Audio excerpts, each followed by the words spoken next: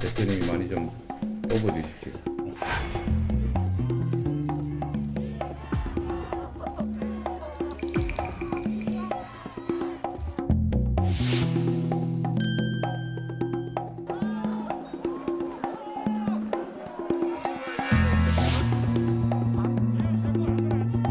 정서적으로는 대단히 그 미안한 그런 마음을 인간적으로 가지고 있기 때문에 지금은 우리 박근혜 전 대통령의 조속한 좀 건강 회복을 바랄 뿐입니다.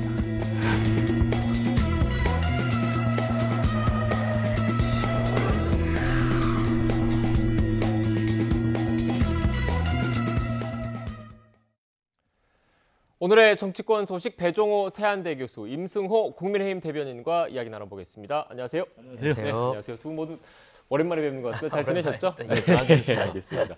일단 그 대변인께서 나오셨으니까 오늘은 국민의힘 이야기부터 예. 먼저 좀 해보겠습니다. 윤석열 후보가 1박 2일 일정으로 대구 경북 찾는 거죠? 예, 지금 네. 대구를 1박 2일 일정으로 찾아서 뭐 또 최근에 박근혜 전 대통령의 사면 문제도 있었지 않습니까? 이런 문제에 있어서 기자분들과의 간담회에서도 입장을 밝혔지만 또 네. 대구 지역에서의 지지율이 또 요동치는 측면이 있기 때문에 이에 대한 메시지도 또 있을 것 같습니다. 네, 지지층 결집을 노린 거다 이렇게 봐야 된다는 말씀입니까? 예, 뭐 그렇게 해석하는 것도 충분히 가능할 것 같습니다. 네, 교수님께서는 어떻게 보셨습니까? 일단 저는 이제 시기의 문제하고 전략적인 지역이 두 가지 문제를 좀 얘기를 하고 싶어요.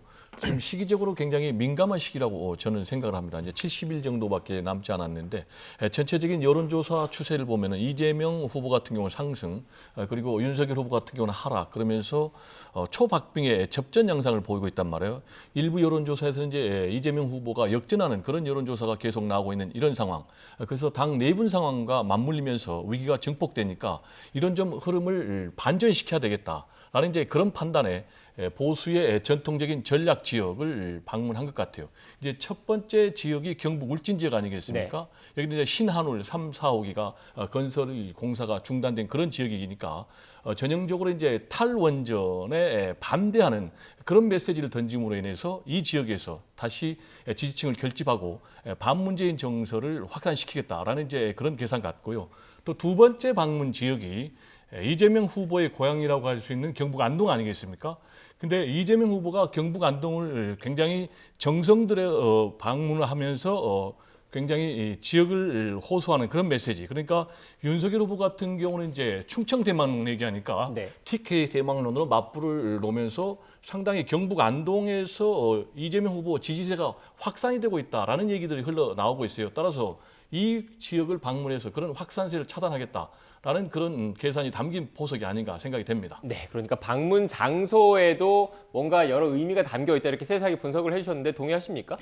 뭐 저는 지역을 방문하는 것에 있어서 당연히 어떤 정무적으로 판단은 하겠지만 뭐 그것을 반드시 어떤 현 정권과의 각을 세우기 위해서 방문한다라고 하는 것에는 크게 동의하기는 어려운 것 같습니다. 다만 뭐 말씀하신 원전 문제나 이런 것에 대해서는 윤석열 후보 본인도 탈원전 정책에 대한 꾸준한 비판을 하신 바가 있기 때문에 그런 점을 종합적으로 고려한 것이고 실제로 대구를 방문하기 이전에 여러 지역을 또 방문하지 않았습니까? 그래서 전국을 순회하고 방문하는 일정 중에 하나라고 또 해석하면 될 것 같습니다. 네.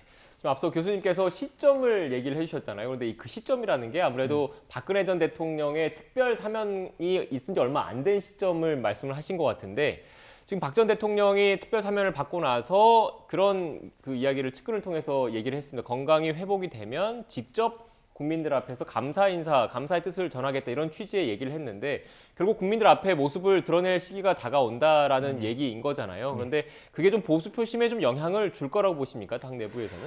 저는 만약에 저희 당이 네. 현재 탄핵의 강에 대해서 전혀 정리를 못한 상태였다면 예를 들어서 작년 말 정도의 상황이었다면 이러한 문재인 대통령의 사면 행위가 저희 당에 충분히 영향을 줬을 수도 있을 것이라 생각을 합니다.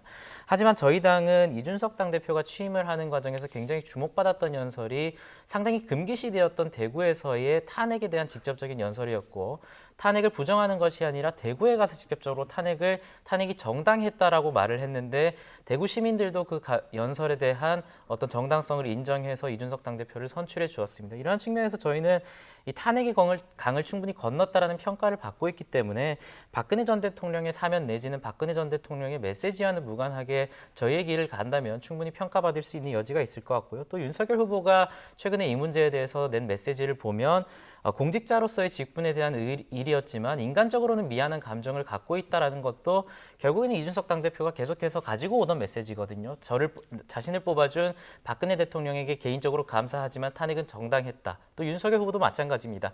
인간적으로 미안한 감정을 가질 수 있지만 검사로서의 직분을 수행할 수밖에 없었다라는 입장이기 때문에 저희는 기존의 당의 입장과 크게 어긋나는 것이 없다고 봅니다. 네, 지금 박근혜 전 대통령에 대한 윤석열 후보의 입장, 지금 대변인께서 조금 전에 말씀해 주시긴 했는데 직접 한번 듣고 올까요? 어제 방송기자클럽 토론회에 참석한 윤석열 후보가 이렇게 언급을 했는데요. 녹취 듣고 오겠습니다. 공직자로서 제 직분에 의한 일이었다 하더라도 정치적으로 또 정서적으로는 대단히 그 미안한 그런 마음을 인간적으로 가지고 있기 때문에 그분의 지금 건강 회복이 우선인 상황에서 제가 그분을 뵙겠다고 찾아가는 것이 우리 박 대통령의 그 건강 회복에 과연 바람직하겠느냐. 그래서 지금은 우리 박근혜 전 대통령의 조속한 그 건강 회복을 바랄 뿐입니다. 네, 교수님 지금 핵심은 그거잖아요. 결국 검사 윤석열일 때 박근혜 전 대통령에 대한 입장, 그리고 정치인 윤석열, 국민의힘 대선 후보로서 윤석열일 때의 입장이 좀 다르다는 얘기지 않습니까? 지금 이제 윤석열 후보 입장에서 모범 답안을 내놓은 거예요. 네. 먼저 박근혜 전 대통령의 적폐청산 수사 그리고 사법처벌과 관련해서는 검사의 직분에 의한 것이었다. 그렇지만은 인간적으로 미안한 마음을 갖고 있다라는 것 아니겠습니까?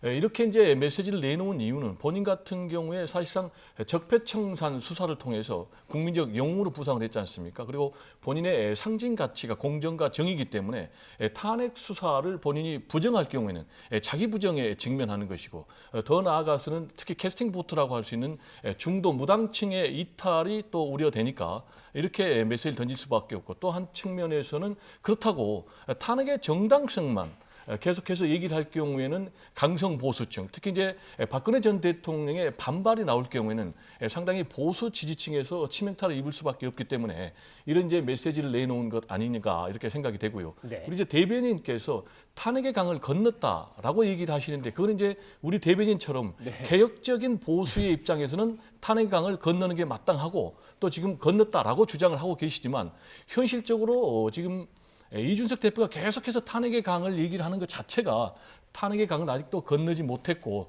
논란에 있다라는 얘기를 반증하는 것이고요. 실제로 지금 홍문종 전 의원 같은 경우 친박 핵심인데 지금 탄핵 자체를 부정하는 그런 메시지를 계속 내놓고 있거든요. 따라서 박근혜 전 대통령이 31일 영시를 기해서 출소가 되면 박근혜 전 대통령의 존재 자체가 저는 탄핵의 강이 눈앞에 펼쳐지는 것이다. 그래서 박근혜 전 대통령을 중심으로 친박, 강성 친박이라든지 또는 뭐 강성 태극기 세력들이 탄핵을 부정하는 그런 주장을 얘기하면서 윤석열 후보의 정체성, 구체적으로 과연 윤석열 후보가 국민의힘 보수의 대통령 후보로 적합한 인물이냐라는 문제 제기를 하게 되면은 다시 한번 이 탄핵의 강을 건너야 되는 그런 심각한 상황에 직면하지 않을까 전망이 됩니다. 네, 대변인 아직 뭐 탄핵의 강 한복판에 있다라는 취지의 말씀이신 것 같은데 어떻게 보십니까? 탄핵의 강에 대해서 여전히 탄핵 문제에 대해서 탄핵 그 자체를 부정하시는 분들도 당내 주 인사들이 있는 것은 분명한 사실입니다. 하지만 중요한 것은 그런 분들의 의견이 당내 주류 의견으로 작용하고 있는가를 봐야 된다고 보는데요. 과거 한 1년, 2년 전에 비해서 저희 당 내에서 어떤 당의 주류적인 의견으로 박근혜 전 대통령의 탄핵에 대해서 부정하는 의견은 나온 것이 없는 것으로 저는 확인하고 있습니다. 특히나 결국에는 이준석 당대표가 당의 여러 가지 목소리를 모아서 말을 하는 그런 직책인데, 이준석 대표가 직접적으로 대구 연설에서 탄핵의 강을 건너자라고 말을 했고, 그 과정에서 전국적인 국민들뿐만 아니라 당원들뿐만 아니라 대구의 당원들까지 이를 인정해줬다는 것은 저희 당뿐만 아니라 당원들 모두가 탄핵 문제에 대해서 당연히 인간적으로는 미안한 마음과 그리고 안타까운 마음을 가질 수 있지만 이미 지나간 탄핵이라는 역사적인 사건에 대해서는 우리가 정리를 하고 넘어가자라는 것에 충분히 합의가 되었다고 볼 수 있을 것 같습니다. 네.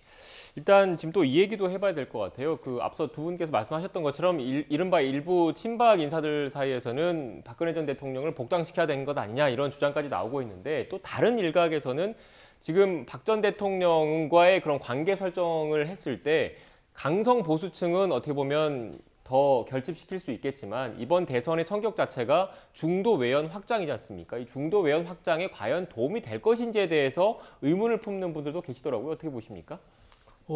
저는 이제 윤석열 후보가 어떻게 행보하느냐에 따라서 그 부분이 굉장히 변수가 될 건데 아까 말씀드린 대로 윤석열 후보 입장에서는 상당히 딜레마적 상황이에요. 박근혜 전 대통령도 안아야 되고 중도층으로 외연을 확장해야 되는 그런 상황. 그런데 박근혜 전 대통령을 안기 위해서는 박근혜 전 대통령의 어떤 탄핵이 상당 부분 좀 부정했다라는 부분에 좀 동조를 해야 되는데 그럴 경우에는 말씀드린 대로 중도 외연의 확장이 안 되는 그런 상황. 그렇다고 또 중도 외연을 확장하기 위해서 탄핵이 정당했다라는 부분에 방점을 찍어서 계속 얘기할 경우는 당장 뭐 강성 친박들, 태극기 세력들이 반발하고 나섰기 때문에 이럴 수도 없고 저럴 수도 없는 그런 상황인데 제가 볼 때는 이준석 대표 같은 경우에 경선의 한 복판에서 TK 가가지고 탄핵은 정당했다라면서 정면 돌파를 했고 그게 이제 본인의 정치적인 자산이 됐는데 저는 이 문제와 관련해서도 윤석열 후보가 자신의 소신을 피력하는 것이 윤석열이 평소에 주장하는 윤석열 후보가 주장하는 공정과 정의의 가치를 좀 강조할 수 있는 그런 대목이 아닌가 생각이 됩니다. 네, 정면 돌파해야 된다 이런 주장이셨는데 어떻게 들으셨습니까? 저도 뭐 배 교수님 말씀에 일견 동의합니다. 네. 윤석열 후보가 어쨌든 박근혜 전 대통령의 구속 수사에 대해서 연관되어 있다는 것은 지울 수 없기 때문에 네. 개인적으로 좀 정무적인 판단을 하거나 두려움도 있을 수 있습니다. 다만 저는 그럴수록 정면 돌파하는 자세가 필요하다라고 생각을 합니다.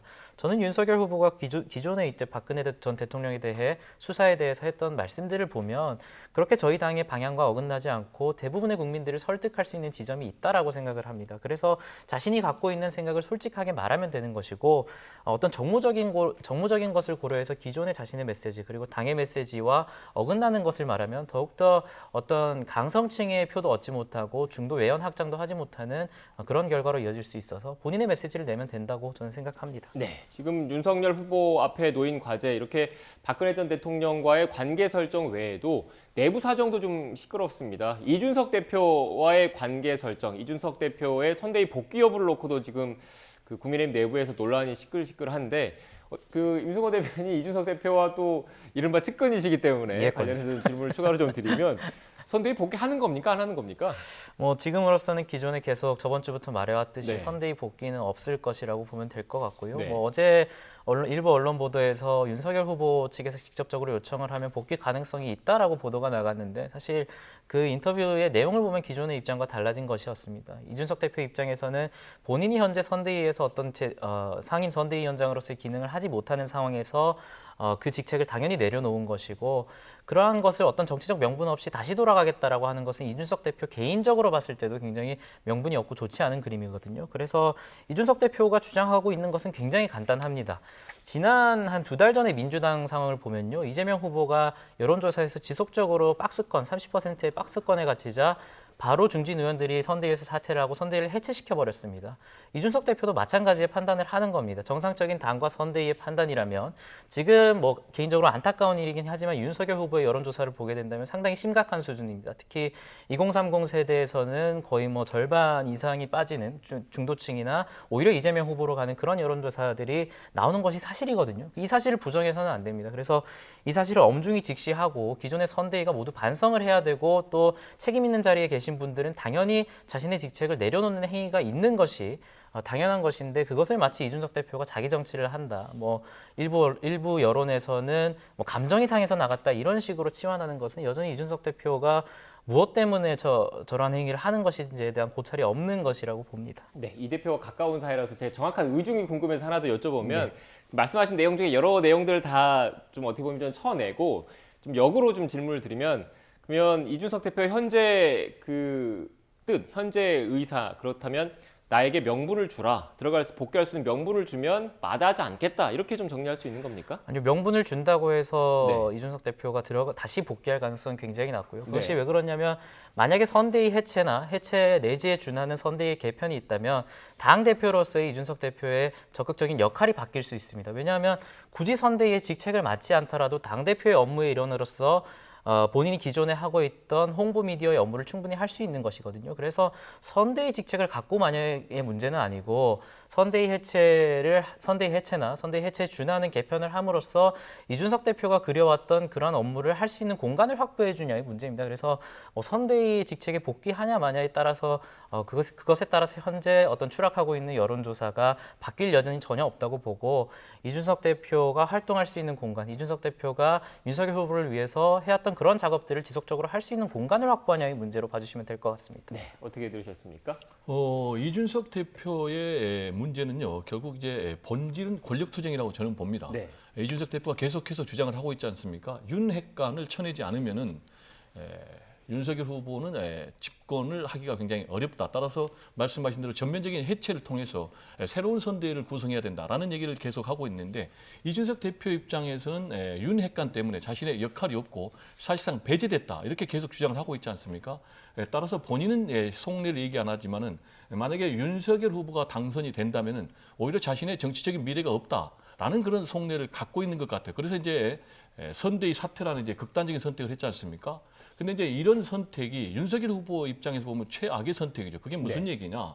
선대위만 사퇴하고 지금 대표직을 유지하면서 계속해서 싸움을 이어가고 있거든요. 그래서 선대위 복귀 가능성을 또 살짝 암시하는 이것도 사실은 싸움의 명분찾기예요. 왜냐?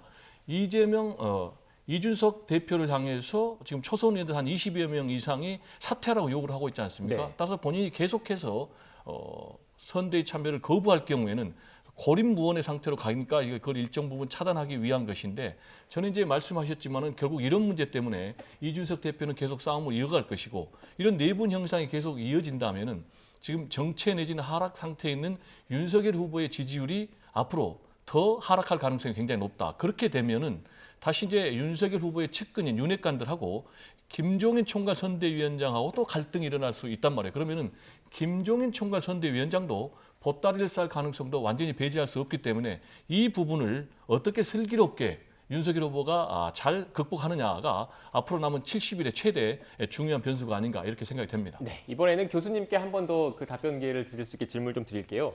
일각에서는 이런 분석을 하시는 분도 계시더라고요. 이준석 대표가 사면 초과에 빠졌다. 그러니까 좀 정리를 하면 지금 윤석열 후보 그리고 이준석 대표에게 주어진 과제가 경우의 수가 두 가지인 거잖아요. 윤석열 후보가 대선에서 승리한 경우 그리고 윤석열 후보가 대선에서 패배한 경우인데 지금 시점을 놓고 봤을 때 이준석 대표가 선거 활동을 적극적으로 안 한 상태에서 윤석열 후보가 승리를 했을 경우에는 이준석 대표에 대한 무용론이 퍼질 수가 있는 것이고 반대로 이렇게 선거 활동을 열심히 하지 않는 상황에서 윤석열 후보가 대선에서 패했을 경우에는 이준석 대표에 대한 책임론이 불거질 수 있는 거지 않습니까? 결국은 이준석 대표 입장에서는 윤석열 후보가 승리하든 승리하지 않든지 간에 사면 초과에 몰릴 수밖에 없는 상황이라서 이걸 잘 아는 이준석 대표가 결국은 복귀할 것이다 라는 분석을 하시는 분들도 계시더라고요. 어떻게 보십니까?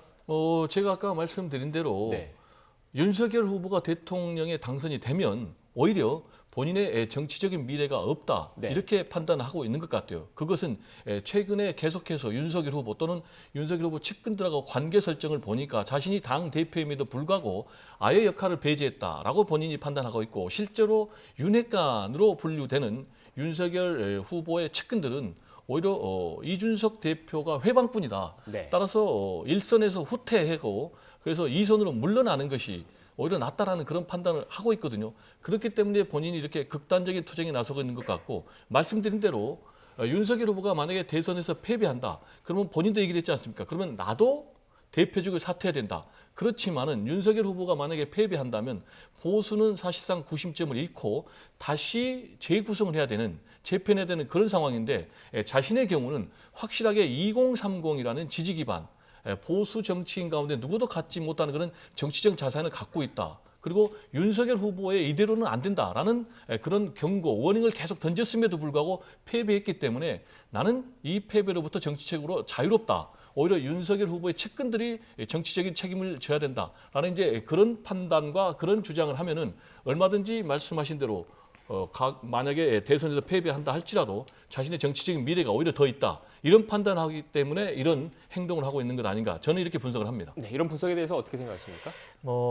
저는 이준석 대표가 대선에서 패배한다면 저는 이준석 대표에게 굉장히 큰 타격이 갈 겁니다. 그것은 네. 단순히 대표직 사퇴로 끝나는 것이 아니라 말씀하신 대로 어떤 윤석열 후보의 패배 원인을 분석하는 과정에서 이준석 대표 책임론이 불거질 수밖에 없기 때문에 저는 이준석 대표가 어떤 윤석열 후보의 패배 시 자신의 어떤 정치적 기반을 위해서 행동한다라는 말에는 동의하기 어렵고요. 네. 승리했을 때 이준석 대표의 미래는 밝아지는 것이 자명한 사실입니다. 왜냐하면 대선에서 패배하게 된다면 지선은 당연히 굉장히 어려워지는 것이고 이번 대선에서 패배한다는 것은 차후에 총선에서까지도 굉장히 어려워지는 것이거든요. 그러한 상황에서 이준석 대표가 만약에 자신의 입지를 생각했다면 오히려 지금 선대위의 문제를 제기하지 않고 원래 하던 것처럼 윤석열 후보의 손을 잡고 다니면서 선거운동을 하고 무난한 승리로 이끌어가면 됩니다. 하지만 이준석 대표가 현재 생각하는 것은 윤석열 후보가 승리했을 때 이제 더 나은 정권 교체를 위해서 현재 선대위의 개편이 필요하고 후보의 눈과 귀를 가리고 있는 사람들에 대한 직격이 필요하다라는 판단을 한 것 같습니다. 네. 민주당 이야기도 좀 해봐야 될 것 같은데 그 전에 얼마 전에 울산 회동 있잖아요. 그때 임 대변인께서 이렇게 이준석 대표 측에서 합의문을 읽으셨는데 그 얼마 전에 저희 방송에 나오셔서 들어본 적 없는데요라고 말씀하셨는데 이번 주 금요일 또 김종인 위원장 만날 예정이라고 하더라고요. 김종인 위원장과의 네. 만남은 사실 매주 선대위 회의하기 전마다 30분마다 이준석 대표와의 어떤 회동이라고 해야 될까요? 그런 것이 있고 거의 매일 연락을 하는 사이로 알고 있습니다. 그래서 이번 주 제가 또 이런 말을 했다 금요일 날 또 다른 말을 하게 되면 모르겠는데 그때 당시엔 저도 예측할 수 없는 상황이었는데 당장 금요일 날 김종인 위원장과의 회동으로 뭔가 국면이 전환될 가능성은 조금 낮지 않나 생각하고 있습니다. 네. 다음 기회에 또 어떻게 여쭤봤는데 말씀 맞는지 안 맞는지 한번 좀 들어봐야 되겠습니다. 민주당 이야기 바로 가보겠습니다. 일단 당 정책과 관련된 이야기를 좀 해봐야 될 것 같은데 관련된 녹취가 좀 준비되는 대로 좀 띄워주시겠습니까? 부동산 불로소득 공화국 혁파를 위한 정책은 토지익 배당금제를 도입하는 것입니다. 토지익 배당금제는 부동산 실효세율을 주요 선진국 수준을 높이고 이를 통하여 확보한 세수 전액을 전 국민에게 기본소득으로 지급하는 정책입니다. 토지익 배당금제는 부동산에서 발생하는 불로소득을 차단하여 시중의 여유자금이 생산적 경제활동에 투입될 수 있는 사회구조를 만들어 대한민국의 새로운 비상을 위한 전기를 마련할 것입니다. 바꾼 게 아니고요. 원래 그렇습니다. 원래? 네, 원래 제가 이제 기본소득을 도입하는데 재원이 어디서 나오느냐. 토지세 같은 경우가 우리나라 너무 적다. 자꾸 투기를 한다. 토지 보유세를 올려야 된다는 건 누구나 동의하잖아요. 올리되 이걸 전 국민에게 똑같이 반환해주면 저항이 줄어든다. 네. 그래서 원래 똑같은 제도인데 세금 얘기만 막 하는 거예요. 동전의 양면이잖아요. 그래서 용어를 바꾸신 겁니까? 용어를 제도 전체를 말해준 거죠. 네, 민주당 이재명 후보 부동산 정책과 관련해서 토지 이익 배당금제라는 화두를 던졌습니다. 그런데 또 일부에서는 사실상 국토보유세 관련해서 이름만 바꾼 것 아니냐 이런 얘기도 좀 나오고 있던데 어떻게 보십니까? 이름을 바꿨다라는 말도 틀린 말은 아니죠. 지금 이제 이재명 후보 같은 경우는 고도의 균형 감각이 필요한 상황이에요. 네. 첫 번째로는 문재인 대통령의 부동산 정책과 차별화를 해야 되거든요. 그러면서도 자신의 정책 기조는 또 유지해야 되는 이런 이제 굉장히 어려운 상황에서 어떻게 보면은 정치적인 줄타기를 하고 있다 이렇게 볼 수밖에 없고요. 본인에 대해서 여러 가지 이제 현실적인 유연함을 보이니까 지금 국민의힘 측에서는 말 바꾸기를 하고 있다고 계속 공격을 하고 있지 않습니까? 따라서 아니다. 나는 말 바꾸기를 하고 있는 것이 아니고 내 기본 정치적인 기조, 정책적인 기조는 유지하고 있다. 구체적으로 얘기하면 이제 본인이 주장하는 기본소득 그리고 국토보유세를 견지하고 있다라는 건데 지금 이제 국토보유세 하면 이제 세금 아니겠습니까? 그러면 증세로 인식하기 때문에 실제로 국토보유세를 받았을 경우에 80~90%가 다 국민들에게 돌아가기 때문에 하위층은 오히려 이익이다라는 그런 이제 주장을 하고 있는데 따라서 국토보유세보다는 말씀하신 대로 토지이익배당금제로 명칭을 바꿔서 기존의 자신의 정책 골가는 그대로 유지하되 문재인 정부하고의 어떤 부동산 정책 차별화 그래서 부동산 세제를 좀 완화하는 그러면서도 대대적인 공급을 유지하는 이런 큰 흐름에서 나온 그런 이제 표현이 아닌가 생각이 됩니다. 네, 공평하게 한 번 더 답변 기회를 드릴게요. 그러니까 이재명 후보의 기본적인 철학과 원칙 자체가 바뀐 적은 없다 이런 말씀이십니까? 그렇습니다. 그러니까 이제 부동산 불로소득을 원천 차단해야 된다라는 이제 그런 기조는 분명히 유지하고 있고요. 그런 차원에서 토지이익배당금제, 기본소득 다 나오는 거고요. 국토보유세 그리고 이제 동시에 문재인 정부의 부동산 정책과 관련해서 뭐가 제일 실패했느냐라는 것과 관련해서는 너무 수요를 억제하는 쪽만 돼 있지 지금 공급이 좀 부족했다.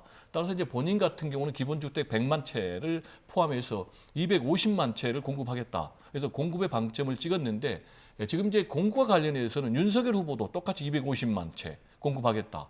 또 이재명 후보도 250만 채 공급하겠다라고 주장을 하고 있는데 이런 뭐 일종의 슬로건적인 선언이 중요한 게 아니고 그러면 어떻게 이걸 현실화시키겠느냐.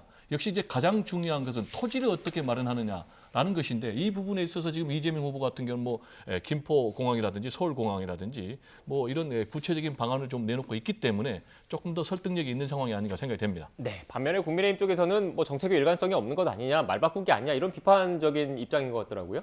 뭐 이재명 후보의 정책에 대한 변화는 너무나도 잦았죠. 네. 뭐 대선 후보가 되자마자 어떤 음식점 총량제에 대한 얘기를 툭 던졌다가 문제가 되니 철회를 하고 뭐 이외에도 기본소득 문제나 양도소득세 그리고 현재 국토보유세 문제에 대해서도 지나치게 입장이 많이 바뀌고 있습니다. 이게 한두 번 정도였으면 이재명 후보가 유연한 생각을 가지고 자신에 대한 비판이 있으면 생각을 바꾸는 유연한 후보라는 평가를 할 수 있겠지만 이것이 거의 뭐 일주일 단위로 바뀌고 있기 때문에 이것은 굉장히 포퓰리즘적 측면이 있다라고 볼 수밖에 없고요. 그리고 국토보유세를 토지 배당금제로 바꾸는 자체도 명칭만 바꾼 것이죠. 결국에는 본인도 뭐 압도적 다수가 혜택을 보는데 세금이라고 하니까 반발이 크니 그 명칭을 한번 바꿔볼까 생각 중이다라고 말을 한 바는 있고요. 또 어떤 국토보유세 내지는 토지 배당금제에 대한 비판을 좀 해보면요. 너무나도 좀 상식적으로 벗어난 이야기인 것 같습니다. 그러니까 이재명 후보가 주장하는 것은 토지이익이 생기게 되면 그것을 환수해가지고 n분의 1을 하자 국민들에게. 이것이 만약에 어떤 전월세 가격이 올라가지 않는다면 어느 정도 효용을 받을 수 있는 상황이지만 상식적으로 생각을 해보면 이러한 제도를 시행했을 때 부동산을 가지고 있는 국민들은 상식적으로 전세와 월세 가격을 올릴 수밖에 없습니다. 그렇다면 그것을 토지이익을 환수해서 n분의 1을 한더라도 이를 상쇄하는 전세 월세 가격 폭등이 일어날 것은 굉장히 국민적인 상식이거든요. 이러한 상식을 무시하고 어떤 그냥 세금을 걷어가지고 n분의 1 하면 국민 모두가 행복해질 수 있지 않겠냐라는 것은 지나치게 너무 유토피아적인 생각이 아닌가라고 생각하고 있습니다. 네. 근데 또 뭐 이재명 후보 입장에서는 그렇게 그 불로 토지와 관련한 부동산 불로소득, 불로이익을 내는 그 계층은 일부 소수이고 그에 따른 혜택은 일반 국민 전체 다수가 받아들이는 수 있는 부분이기 때문에 좀 그런 측면에서 생각을 해야 되지 않느냐 이런 주장을 또 할 수도 있을 것 같아요. 아니 그 부분 일단 단기적인 처방과 네. 장기적인 처방으로 좀 나눠서 봐야 될 것 네. 같아요. 지금 이제 이재명 후보가 단기적으로 내놓은 처방은 부동산 세제를 완화하는 쪽에 초점이 네. 맞춰져 있습니다. 대표적인 게 부동산 공시가격을 재검토해야 한다든지 또는 종부세를 보완해야 되든지 또는 다주택자 양도세 중과를 좀 유예해야 된다든지 이런 부분은 이제 단기적인 부분에 초점이 맞춰져 있어요. 그렇다 보니까 어떻게 보면 이제 문재인 정부를 지지하는 또 민주당을 지지하는 이제 강성 지지자들은 뭐냐? 부동산 투기를 원천 차단하는 부동산 소득을 원천 차단하는 이런 정책 기조가 좀 흔들리는 것 아니냐라는 그런 문제 제기가 들어올 수 있기 때문에 아니다. 장기적으로는 내가 국토보유세 내지는 기본소득 이 개념은 유지하고 있다라는 그런 이제 양동작전이 아닌가 이렇게 생각이 됩니다. 그러니까 그 교수님 제가 쉽게 좀 정리를 하면 그 어떻게 보면 이재명 후보가 최근 들어서 뭐 다주택자 중과 유예라든지 종부세와 관련해서 좀 제도 검토라든지 어떻게 보면 그 부동산 정책 자체가 우클릭하는 것 아니냐. 그러니까 시장을 중시하고 어떻게 보면 그동안에 보수 쪽에서 많이 거론을 했던 정책 쪽으로 가는 것 아니냐라고 얘기를 했는데 그거는 지금 교수님 말씀대로 한다면 단기 처방 그러니까 지금 당장 그 부동산 시장을 좀 안정시키고 매물을 시장에 많이 내놓는 단기 처방으로 좀 안정을 시킨 이후에 장기적으로 갔을 때는 일단 뭐 말씀하셨던 것처럼 뭐 공공 부분의 이익을 공공이익을 극대화할 수 있는 기본 원칙으로 간다. 이른바 투트랙 전략이다 이런 말씀이신 것 같네요. 그렇습니다. 일단 그거를 뭐 우클릭으로 보느냐 네. 아니면 현실적인 처방으로 보느냐는 각자의 뭐 시각에 따라 다르겠지만요. 지금까지 이제 여론조사의 흐름을 보면은 이런 이재명 후보의 행보에 대해서는 상당히 여론은 긍정적인 평가를 내놓고 있거든요. 네. 그렇지만 아까 말씀드린 그렇다고 본인의 정책 기조 자체를 흔들 수는 없기 때문에 양면 작전 말씀하신 뭐 투트랙 전략으로 가고 있는 건 아닌가 생각이 됩니다. 네. 그런데 또 일각에서는 이런 비판도 할 것 같습니다. 일단 뭐 부동산 정책이라는 게 워낙 다양한 변수가 작용을 하기 때문에 뭐 무자르듯이 단기 처방, 장기 처방 이렇게 나눌 수 있는 게 현실적으로 가능하겠느냐라는 얘기도 할 수 있을 것 같더라고요. 불가능한 얘기라고 네. 생각하고요. 지금 뭐 장기적인 방향으로는 문재인 정부의 어떤 부동산 정책을 계승하겠다라는 것으로 들리는데 결국에 그렇게 되면 또 공공의 이익 개념으로 환수를 해가지고 n분의 1을 하겠다는 것은 네. 결국 문재인 단기적으로 어떤 저희 당이 계속 주장해왔던 그런 솔루션들을 채택해서 해결한다 하더라도 장기적으로 만약에 이재명 후보가 문재인 정부의 부동산 정책을 시행하면 또다시 그 문제가 답습되는 겁니다. 결국에는 부동산 가격이 폭등할 것이고 부동산 투기는 더욱 심해질 것이기 때문에 또다시 단기적인 해결책을 들고 오겠다라고 하면서 저희 당이 지속적으로 들고 오고 있는 솔루션을 채택할 거거든요. 그래서 저는 솔직하게 그냥 이재명 후보가 민주당이 부동산 정책이 잘못됐다라는 것을 인정하고 저희 당이 제시했던 솔루션을 그냥 수용하면 될 것 같습니다. 네. 마지막으로 이 주제도 좀 짚어봐야 될 것 같습니다. 최근 그 고위공직자 범죄수사처 이른바 공수처의 통신조회와 관련해서 논란이 좀 불거지고 있습니다. 특히 그 국민의힘 의원 가운데 상당수도 지금 통신 기록을 된 것으로 일단 확인되고 있는 상황에서 이른바 사찰 논란까지 좀 불거지고 있거든요. 교수님께서는 어떻게 보십니까? 일단 가장 중요한 것은 과연 적법한 절차를 거쳤느냐 거치지 않았느냐 그게 굉장히 중요한 것 같아요. 네. 뭐 일방적인 해석과 시각은 무의미하고요. 지금 이제 공수처에서는 통신 내역을 조회한 것은 맞다. 그렇지만 이거는 법령에 근거해서 첫 번째로 그리고 두 번째로는 영장을 통해서 했다라면서 적법 절차인 것을 강조를 하고 있거든요. 그렇지만 지금 국민의힘에서는 아니다. 사찰이다라고 주장을 하면서 지금 고발까지 한 그런 상황. 따라서 지금 검찰이 이걸 관련해서 이제 수사를 할 수밖에 없기 때문에 그 이제 수사를 통해서 과연 이것이 불법 사찰인지 적법한 이제 통신 조회인지는 이제 결론이 날 것 같고요. 다만 여기서 제가 좀 강조하고 싶은 부분은 과연 공수처가 유능하게 일 처리를 하고 있는 거냐. 라는 것과 관련해서 상당히 좀 회의적입니다.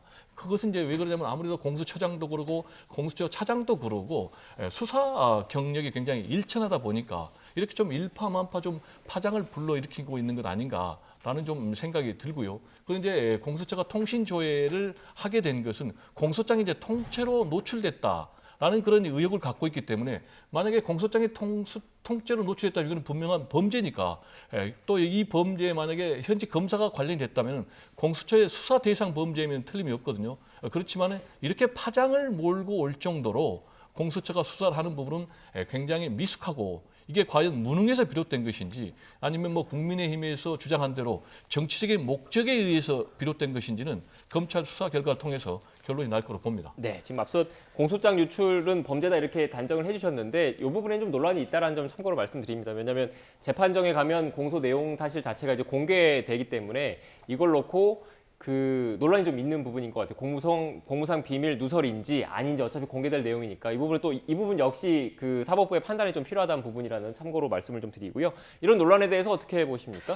저는 이것을 굉장히 엄중하게 바라봐야 된다. 네. 왜냐하면 지금 의원들 중에서는 약 70명 정도를 조회한 것으로 드러나고 있고 의원들뿐만 아니라 기자분들 중에서도 법조부나 정치부 기자가 아님에도 불구하고 이런 조회를 한 것이 드러나고 있고 뭐 보좌역, 보좌진, 당직자 굉장히 광범위하게 이루어지고 있습니다. 이런 부분에 있어서 저는 민주당이 본인들의 과거에 적용했던 기준들을 좀 적용해줬으면 좋겠다라는 생각이 듭니다. 약 5년 전에 민주당이 국정원에서 통신조회를 민주당 당직자 2명에 대해서 한 것으로 알고 있는데 이에 대해서 굉장히 민감하게 반응을 하고 사찰이라고 주장을 했거든요. 그런데 지금은 거의 35배입니다. 의원급에서는 70명이 이루어졌고 이것을 기자분들이나 다른 시민에게 확장한다면 100명, 200명이 가까이 되는 상황에서 민주당이 과연 이에 대해서 사찰이 아니다라고 주장할 그런 가능성이 있는지에 대해서는 굉장히 의문이 들고 저는 이 부분에 대해서 공수처의 존폐 위기에 대해서 좀 논의를 해야 된다. 왜냐하면 배 교수님 말씀하신 것처럼 공수처가 김웅 의원실을 압수수색하는 과정이나 이후에 영장 청구를 하는 과정에서 검찰로서 지켜야 할 기본적인 프로세스조차 지키지 못해서 영장 청구가 계속적으로 기각되는 모습을 보이면서 과연 공수처 검사로서의 기본적인 자질이 있느냐 자질 논란이 계속적으로 불거졌거든요. 이러한 상황에서 이런 사찰 논란까지 불거졌다는 것은 공수처가 존재함으로써 얻는 공보다 공수처가 존재함으로써 얻는 시민들의 피해가 더 크다고 봅니다. 네, 역시 이 사찰 논란이라고 제가 논란을 붙이긴 했지만 이 사찰과 관련해서도 일단 뭐 적법한 절차에 따라서 관련법에 근거를 해서 그 진행이 됐다라고 지금 공수처는 밝힌 상황이기 때문에 이 부분 역시 좀 더 경과를 좀 지켜봐야 한다는 점을 참고로 말씀을 드리고 마지막으로 간략하게 그렇다면 이 부분만 좀 여쭐게요. 일단 뭐 사찰 논란인지 또 공무상 비밀 누설, 공소장 유출인지 어떻게 보면 시각 차이가 좀 있는데 두 분 말씀 제가 가만히 들어보니까 그 공수처의 수사 능력에 대해서는 공통적으로 좀 의문을 좀 표시하고 계시는 것 같더라고요. 그래서 제가 질문을 던지면 그렇다면 공수처 최고위층을 비롯해서 인적 쇄신이 필요하다라고 보시는지만 간략하게 좀 질문을 좀 드릴까요? 공수처에 지금 인적 쇄신을 하기 위해서는 네. 임기가 제가 알기로는 보장이 된 네. 걸로 알고 있기 때문에 본인들이 뭐 자진 사퇴하지 않을 경우에 과연 공수처를 대대적으로 외부의 힘에 의해서 개입할 수 있는 길이 있는지는 좀 의문이고요. 네. 지금 이 부분에 대해서는 공수처도 유감의 뜻을 표명을 했거든요. 그런데 이제 유감의 표명으로 끝나면은 안 되고 사실상 이런 부분에 대해서는 국민적인 우려가 존재하고 있는 것이 사실이거든요. 그럼 이제 국민적인 우려를 어떻게 불식시키느냐. 결국 이제 공수처의 수사 능력 또 말씀하신 대로 자질 논란까지 비춰지고 있는 상황이기 때문에 이런 부분에 대해서 국민들께 확실한 신뢰를 줘야 되는데 그러기 위해서는 유감 표명으로는 저는 좀 부족하고 대국민 사과를 확실하게 밝힘으로 인해서 앞으로 국민의 신뢰받는 공수처로 거듭 태어나는 계기로 삼겠다라는 대국민 약속 정도는 해야 될 필요가 있는 그런 시점이 아닌가 생각이 됩니다. 네. 저는 뭐 인적 쇄신으로 이러한 논란이 해결될 것이라고 생각을 하는 것이 아니라 공수처라는 조직이 존재함으로써 오는 문제라고 생각을 합니다. 네. 고위공직자 수사처가 어쨌든 지금 검찰이 기존에 존재하던 검찰이 충분히 수사할 수 있는 영역이 있었음에도 불구하고 정무적인 판단으로 조직을 따로 떼어서 만들어 놓은 조직이기 때문에 굉장히 정권의 영향력으로부터 독립될 수 없는 조직이고 또 실제로 해왔던 사건들을 보면은 굉장히 정치적으로 논란이 있을 수밖에 없습니다. 그래서 지금의 어떤 공수처장과 공수처 검사들을 인적쇄신한다고 해서 해결되지는 않을 것 같고 저는 공수처가 과연 존재할 필요가 있는가에 대해서 의문이 드는 시점이라고 생각합니다. 네, 알겠습니다. 지금까지 배종호 세한대 교수, 임승호 국민의힘 대변인과 함께 전국 현안에 대한 이야기 나눴습니다. 오늘 말씀 고맙습니다. 감사합니다.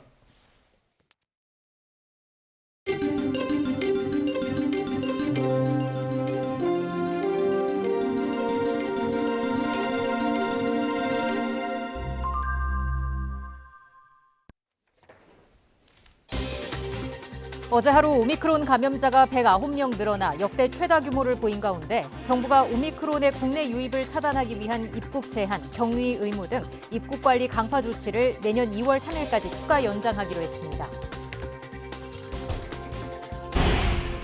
더불어민주당 이재명 대선 후보가 고 김근태 전 의원 10주기를 맞아 묘역을 참배하고 민주주의의 최종적 완성을 위해 전진하겠다고 말했습니다. 국민의힘 윤석열 대선 후보는 야당 정치인의 통신 자료를 무더기로 조회한 공수처에 대해 반드시 책임을 묻겠다고 밝혔습니다. 국민의당 안철수 대선 후보가 송영길 더불어민주당 대표를 향해 헛된 꿈을 꾸지 말라며 연대 가능성을 일축했습니다. 정의당 심상정 대선 후보는 어떤 치료든 1년의 병원비를 100만 원까지만 부담하도록 상한제를 실시하겠다고 밝혔습니다. 정부가 역세권과 저층 주거지에서 직접 주도하는 도심 재개발, 도심 복합 사업의 첫 대상 지역으로 서울 증산과 신길 등 7곳이 선정됐습니다. 정부는 2025년까지 서울과 경기에 10,000호를 공급할 계획입니다. 올해 1월부터 10월까지 자연 감소한 인구가 33,250명으로 지난해 1년 누적치를 넘어섰습니다. 통계청은 올해 누적 자연 감소 인구가 4만 명대에 이를 것으로 전망했습니다. 정의용 외교부 장관이 정부가 추진하고 있는 종전선언과 관련해 한미 간에는 사실상 무난에 합의한 상태라고 밝혔습니다. 그러나 베이징 올림픽을 계기로 남북관계 개선 기대는 어려워졌다고 덧붙였습니다.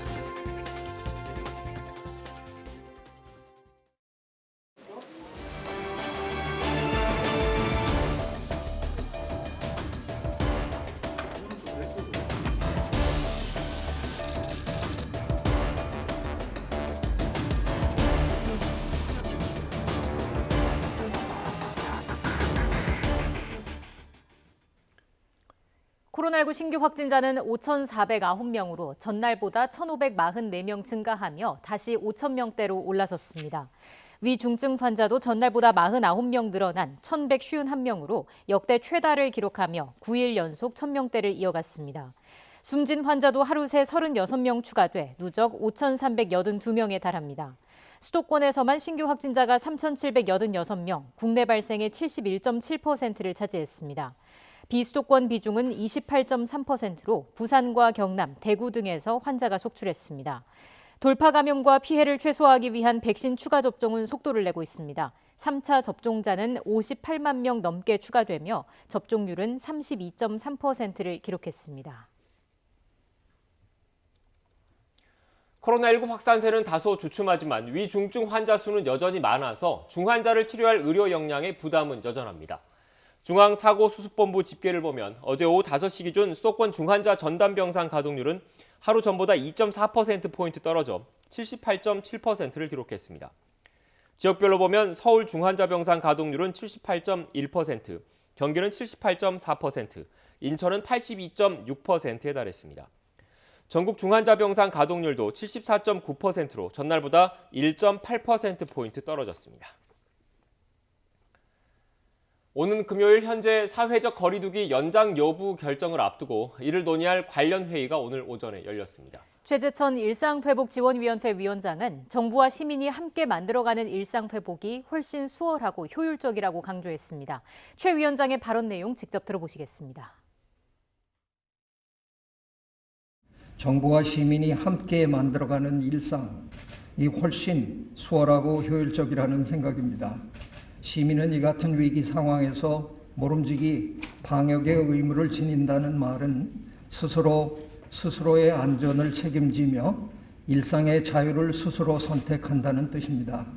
시민 스스로 선택하게 하려면 당연히 선택지가 많아져야 합니다. 그래서 제가 다양한 방패를 제안한 것입니다. 접종 확인서가 가장 바람직한 방패이지만 무슨 이유에서든 그게 어려우면 음성 확인서, 면역 확인서, 그리고 동선 확인서 등도 훌륭한 방패가 됩니다. 시민 스스로 자신을 안전하게 지켜줄 수 있는 방패를 소지하고 제시하며 스스로의 판단에 따라 자유롭게 사회활동, 경제활동을 하면 됩니다. 이렇게 되면 사실상 우리는 영업상 인원 및 시간 제한을 풀 수 있게 될 것이라는 기대도 갖게 됩니다. 코로나19 방역 조처로 피해를 본 소상공인을 위한 방역 지원금 접수가 시작된 지 이틀 만에 54만여 명에게 100만 원씩이 지급됐습니다. 이는 전체 320만 명 가운데 1차 신속 지급 대상인 영업시간 제한 소상공인 70만 명의 77.3%에 달하는 규모입니다. 오늘부터는 사업자 등록번호 끝자리에 홀짝 구분 없이 신청하실 수 있습니다. 정부는 코로나19 새 변이 오미크론의 국내 유입을 차단하기 위한 입국 제한, 격리 의무 등 입국 관리 강화 조치를 내년 2월 3일까지 4주간 추가 연장하기로 했습니다. 이에 따라 남아프리카 공화국 등 11개국에 대한 입국 제한과 에티오피아발 항공편 운항 중단이 추가로 연장되고 격리 면제가 유지됐던 싱가포르에서 한국으로 들어오는 항공권의 신규 판매도 일시적으로 중단됩니다. 방역당국은 이와 함께 내년 1월 13일부터 사전 PCR 음성 확인서 적용 기준을 발급일 기준 72시간에서 검사일 기준 72시간으로 강화해 시행하기로 했습니다. 오미크론 변이에 감염되면 오미크론 변이는 물론이고 델타 변이에 대한 예방력도 동시에 키우게 된다는 연구 결과가 나와 주목됩니다. 남아공 아프리카 보건연구소 연구팀은 소규모 그룹 연구를 통해 오미크론 변이에 감염된 사람들에게서 2주 후 14배에 달하는 오미크론 변이 중화력이 확인됐고 델타 변이 중화력도 4배로 강해진 것으로 확인됐다고 밝혔습니다.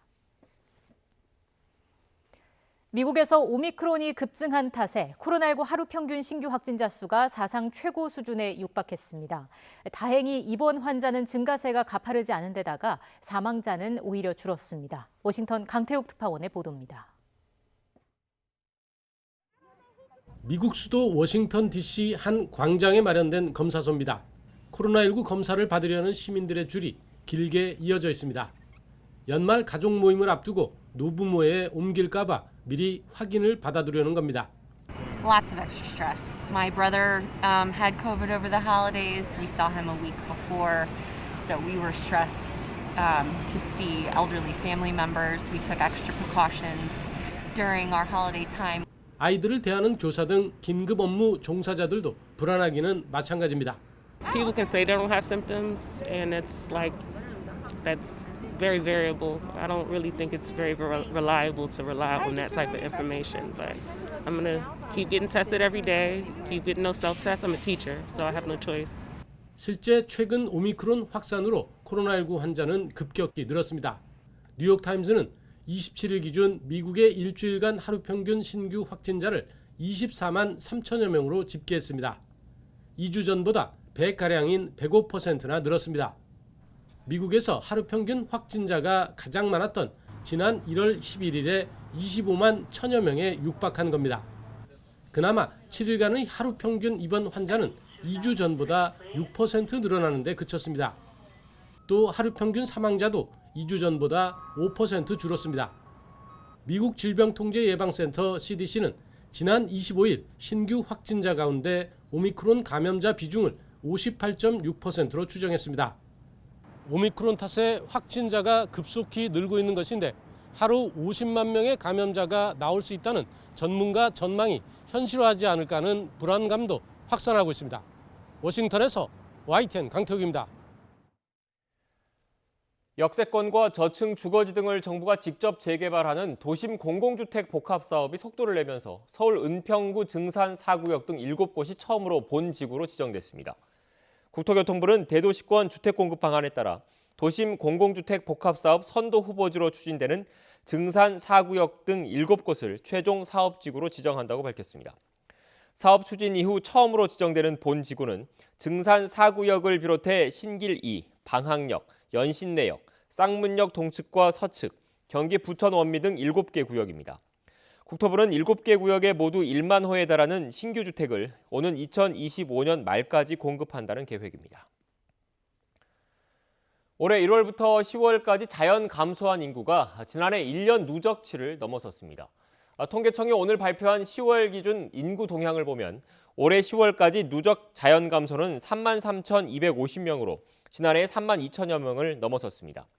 통계청은 올해 누적 자연 감소 인구가 4만 명대에 이를 것으로 내다봤습니다.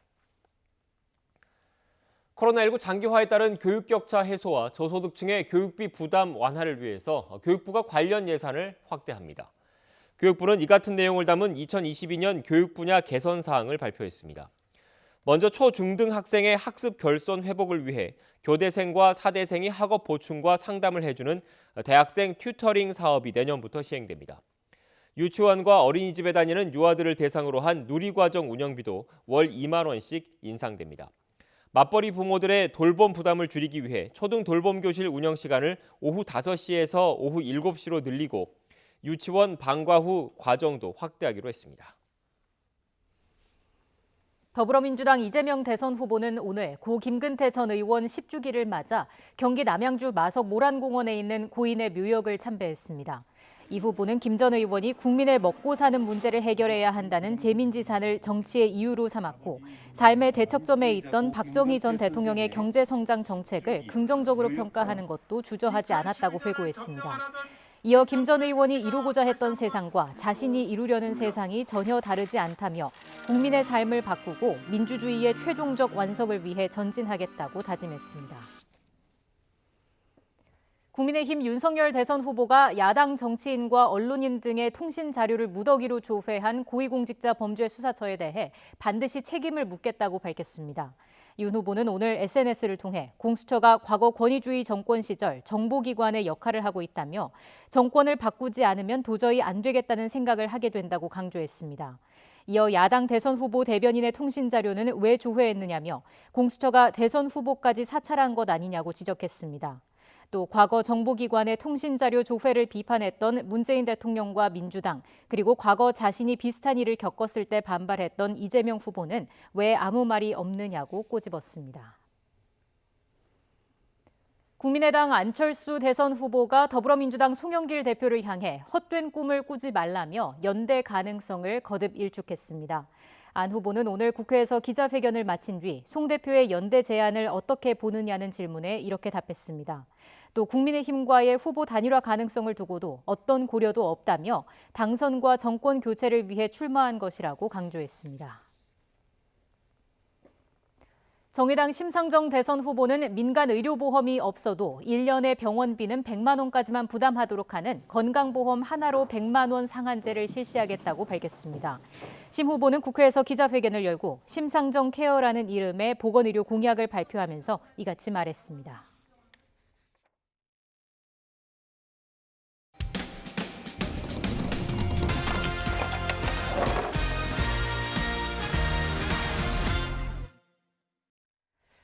화물 차량 운전사가 앞선 차량이 차선을 바꾸려고 우물쭈물하자 고속도로 한복판에 차를 세우고 욕설을 내뱉었습니다. 경찰은 보복 운전을 뿌리 뽑겠다며 방지 대책을 마련해 시행하고 있지만 몇 년 사이 보복 운전은 더 늘었습니다. 황윤태 기자가 보도합니다. 지난 21일 평택 제천고속도로 서평택 분기점 인근 1차선을 주행하던 승용차 운전자 A씨가 2차선으로 차선을 변경하려고 우측 방향 지시 등을 켠 순간 뒤따라오던 화물차 한 대가 거칠게 경적을 울립니다. 화물차 운전자는 순식간에 A씨 차량을 앞지른 뒤 고속도로 한복판에 차를 세웁니다. A씨에게 다가온 화물차 운전자, 차마 입에 담기 힘든 욕설을 퍼붓습니다.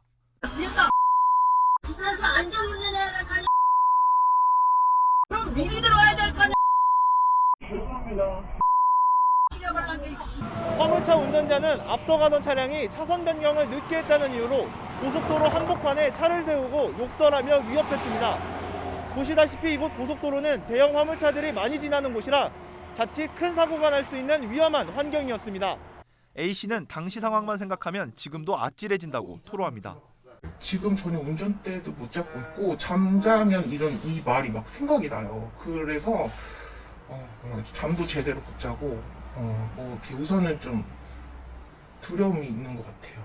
화물차 운전기사의 행위는 전형적인 보복운전으로 형사처벌받을 수 있는 명백한 범죄에 해당합니다. 대형 차량을 가지고 피해자에게 어떤 유형력을 행사한 특수폭행죄와 가해자가 입에 담을 수 없는 욕을 해서 피해자에게 공포심을 느끼게 했기 때문에 협박죄, 두 죄가 경합되고 가중처벌받을 것으로 보입니다. 경찰은 지난 2016년부터 보복운전 가해자가 구속될 경우 면허를 취소하고 불구속 입건될 경우 면허를 100일 동안 정지하는 등 보복운전 방지 대책을 내놨습니다.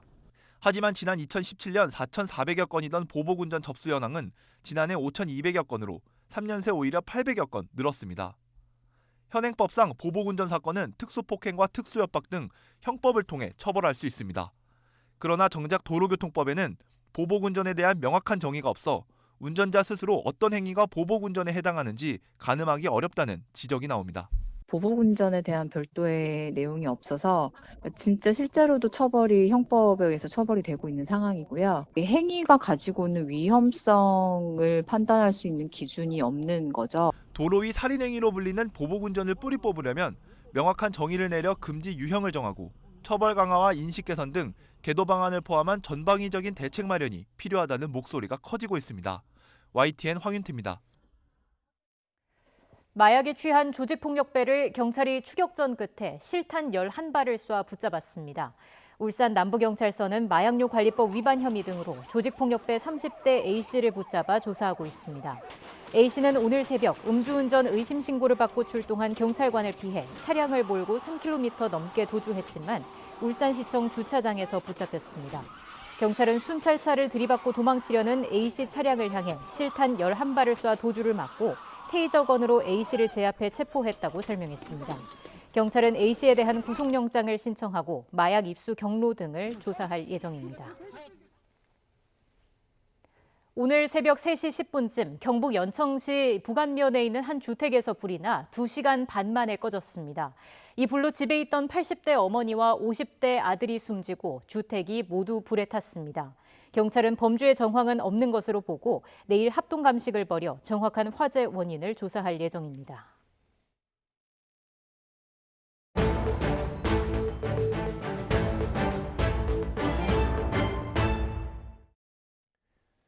지난주 전철역에서 에스컬레이터를 타려던 여성이 갑자기 열린 덮개 아래로 빨려 들어가는 사고를 당했습니다. 해당 역 에스컬레이터는 고장이 잦았고 이런 노후 에스컬레이터가 역사 곳곳에 있어서 관리가 시급하다고 합니다. 자세한 내용 취재기자 연결해서 알아보겠습니다. 이준엽 기자. 네, 서해일부입니다. 네, 먼저 지난주 발생한 에스컬레이터 사고부터 다시 정리해볼까요? 네, 지난 21일 오후 5시 50분쯤 경기 파주시 경의중앙선 금촌역에서 62살 김찬영 씨가 당한 사고인데요. 앞서 걷던 김 씨 남편이 에스컬레이터 앞에 설치된 중앙 분리봉에 부딪혔습니다. 그러자 바닥판 덮개가 들리면서 열렸고 김 씨가 이를 미처 피하지 못해 아래로 빨려 들어간 겁니다. 원래는 100kg 이상 힘도 견뎌야 하고 바닥에 볼트 너트로 강하게 고정돼야 하는 판이 단순히 쳤다는 이유로 열려버린 건데요. 당시 김 씨는 빨려 들어가는 힘이 워낙 강해 스스로 힘으로 빠져나올 수 없었고 주변에 도와줄 사람들이 없었다면 더 큰 사고로 이어질 수 있었을 거라며 당시를 회상했습니다. 한번 들어보시죠. 뭐 어떻게 할 수가 없더라고요. 그냥 막 뒤로 막 빠지는데 나왔는데 그러니까 피가 막 철철 넘치더라고요. 네, 현재 피해자 상황은 어떻습니까? 네, 사고가 일어나자마자 김 씨는 병원으로 이송돼 한 차례 수술을 받았는데요. 당시 의사가 절단이 필요할 수도 있고 치료를 마쳐도 100% 정상 회복은 불가능하다는 진단을 받았습니다. 김 씨는 앞으로 4-5차례가량 수술을 더 받아야 하는 상황이라고 하는데요. 사고 일주일이 넘었지만 차도가 없어 추가 수술을 준비하고 있습니다. 피해자 측은 아직 CCTV조차 확인하지 못한 상태인데요. 변호사를 선임해 보상 협의를 진행 중이고 다음 달 12일에야 경찰 피해자 조사를 하면서 CCTV를 확인할 수 있을 거라 합니다.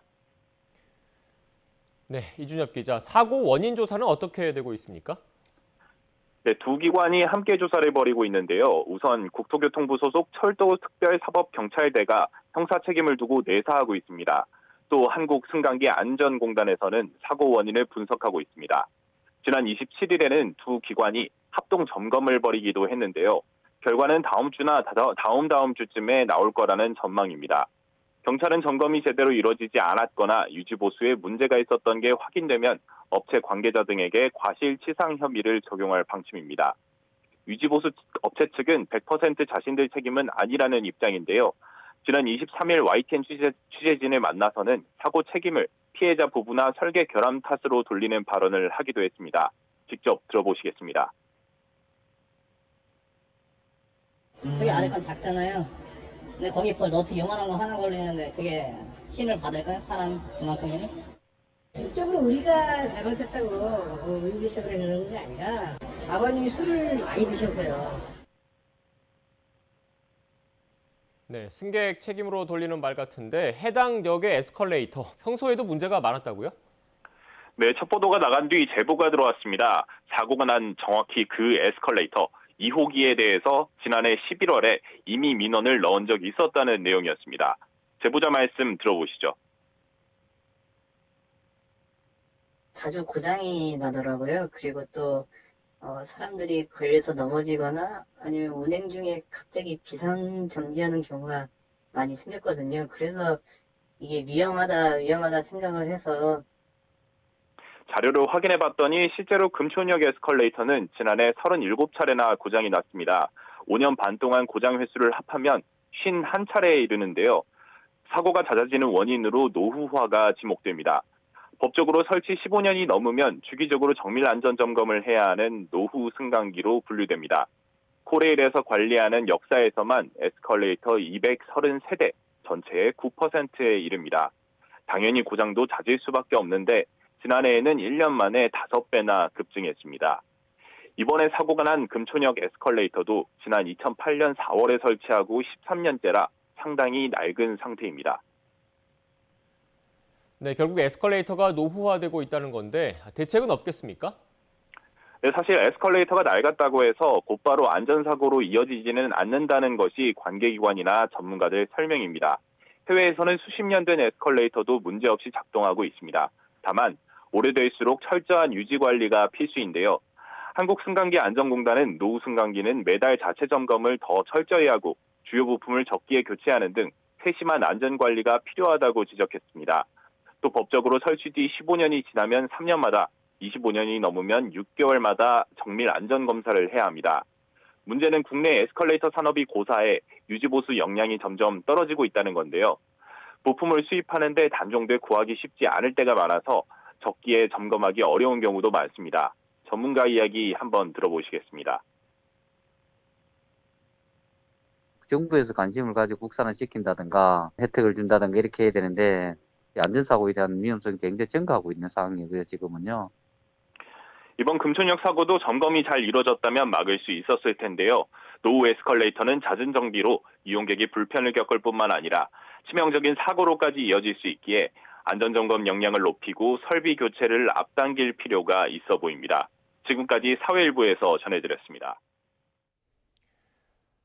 정의용 외교부 장관은 우리 정부가 추진하고 있는 종전선언과 관련해 한미 간에는 사실상 무난에 합의한 상태라고 밝혔습니다. 정 장관은 오늘 기자간담회에서 종전선언의 중요성에 대해선 한미가 이미 공감하고 있다고 강조하면서 이같이 말했습니다. 정 장관은 최근 영국 리버풀에서 열린 주요 7개국 외교개발장관 회의 때 토니 블링컨 미 국무장관과도 만나서도 이런 사실을 다시 확인했다고 설명했습니다. 다만 북한과의 협의를 어떻게 진전시켜야 할지에 대해선 여러 가지로 검토하고 있다고 덧붙였습니다. 북한의 최상급 의사결정기구인 노동당 전원회의가 이틀째 이어졌습니다. 노동당 기관지 노동신문은 첫날 회의에서 올해 사업을 결산하고 내년도 정책 방향을 토의한 데 이어서 이틀째인 어제는 농촌 문제에 대해서 논의했다고 밝혔습니다. 노동신문은 첫날 회의에서 김정은 국무위원장이 내년 사업 방향 결론을 발표했다고 언급했는데 이와 관련한 자세한 내용은 소개하지 않았습니다. 신문은 전원회의에 상정된 의제들에 대해서 계속 토의하고 있다고 밝혀 사흘째인 오늘 또 회의가 이어질 것을 예고했습니다. 지난 10월 한국형 발사체 누리호의 위성 모사체가 궤도 안착에 실패한 원인은 3단 산화제 탱크 안에 있는 헬륨 탱크가 떨어져 나갔기 때문으로 최종 분석됐습니다. 누리호 발사조사위원회는 비행 시 가속에 따른 부력 상승으로 헬륨 탱크가 고정장치에서 이탈했고 이로 인해서 산화제 탱크에 균열이 발생해서 산화제가 누설되면서 3단 엔진이 조기에 종료했다고 밝혔습니다. 최환석 누리호 발사조사위원회 위원장의 브리핑 직접 들어보겠습니다. 누리호의 3단 산화제 탱크 내부에 장착되어 있는 헬륨 탱크의 고정장치 설계 시 비행 중 부력 증가에 대한 고려가 미흡하였습니다. 이로 인해 실제 비행 시 헬륨 탱크에 가해지는 부력이 상승할 때 고정장치가 풀려 헬륨 탱크가 하부 고정부에서 이탈한 것으로 추정됩니다. 이후 이탈된 헬륨 탱크가 계속 움직이면서 탱크 배관을 변형시켜 헬륨이 누설되기 시작했으며 산화제 탱크의 균열을 발생시켜 산화제가 누설되었습니다. 이로 인해 3단 엔진으로 유입되는 산화제의 양이 감소하면서 3단 엔진이 조기에 종료되는 결과를 낳았습니다. 우리나라가 전방위 대공 탐지 레이더를 장착한 초계함 2척을 5,800억 원 규모로 필리핀에 수출합니다. 주문이 성사된 초계함은 3,100톤급 2척으로 길이 116m, 폭 14.6m에 순항속도 시속 28km, 항속거리는 8,330km이고 대함 미사일과 수직 발사대를 갖췄습니다. 방위사업청과 해군의 지원을 받아 이번 수출에 성공한 한국조선해양은 울산 현대중공업에서 초계함을 건조해 오는 2025년까지 필리핀에 인도할 예정입니다.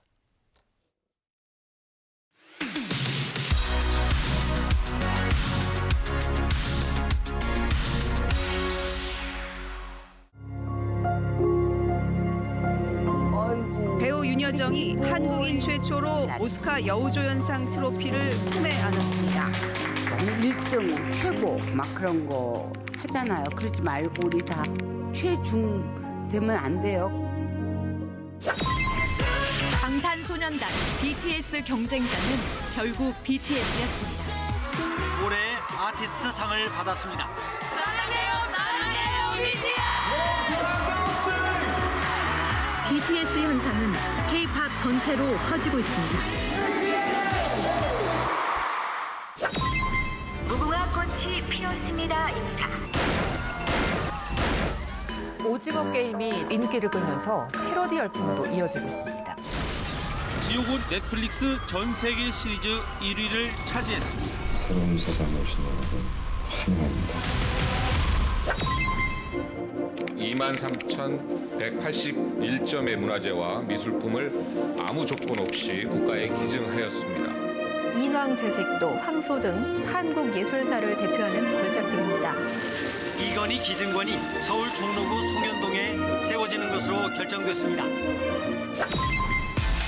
개막 첫날에만 350억 원어치 매출을 올렸습니다. 구매하시는 연령층이 많이 낮아진 편이고요. 고가의 미술품 소유권을 나눠 갖는 이른바 분할 투자 방식입니다. 조그만하게라도 가질 수 있다는 개념이 생겨가지고 다들 관심이 많습니다. I'm on the next level. 전 세계 팬들이 모이는 플랫폼 역할을 하기도 합니다. 콘서트에 온 것 같은 느낌이 나서 뭔가 실감나고 5년 안에 6배 이상 성장할 거라는 전망이 나오고 있습니다. OTT, 온라인 동영상 서비스가 시장을 장악해버렸습니다. 영화를 저 혼자 봐도 아무런 부담감이나 이런 게 없어서 좋았어요. 극장 공연 매출은 급감했습니다. 단계적 일상 회복 첫날, 1년 만에 되찾은 풍경입니다. 코로나19 확산세의 일상 회복을 멈추고 제한됐습니다. 코비드는 사라지고 영화는 계속 살아남게 될 거라고 믿습니다.